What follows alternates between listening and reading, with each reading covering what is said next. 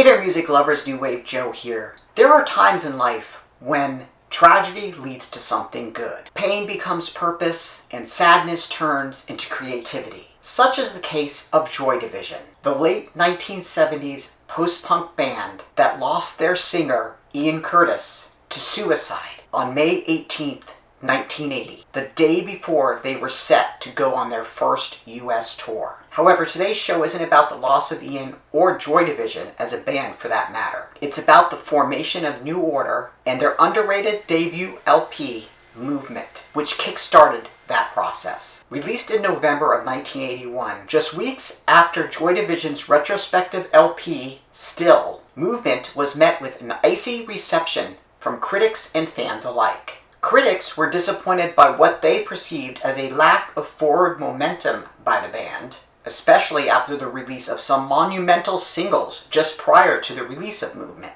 such as Ceremony, Possession, and Everything's Gone Green. As for fans, one of the biggest complaints is that Movement sounded like Joy Division. The record largely retained Joy Division's post-punk aesthetic, consisting of tenacious drums, melodic bass lines, and apathetic words. A sound that defined Joy Division and many of the gothic rock bands that came after. However, two songs on the record point to a New Order future.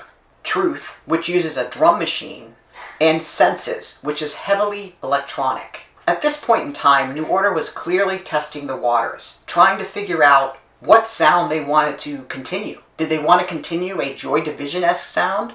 Or create something new? Naturally, this band was in turmoil. Their lead singer had just died, and they were trying to figure out how to go forward with things. In a 2013 interview, Peter Hook had this to say: "Even though producer Martin Hannett did a great job on Movement, his disdain, shall we say, for our vocals is quite plain to hear, and that was a sad aspect of the record. But if you listen to the music on Movement, it's really strong." Bernard's right when he says Movement isn't a New Order album. It isn't. It's Joy Division music with New Order vocals. When listening to Movement, you might pick up a bit of tentativeness in the band's approach, but this uncertainty also suits the record well. Additionally, Movement seemed like the perfect name for this LP. Movement may not have been a big, bold New Order hit, like the records that came later, but it played a definitive role in the band's need to celebrate the accomplishments of Joy Division by reworking what they did in a new ordered way for the future.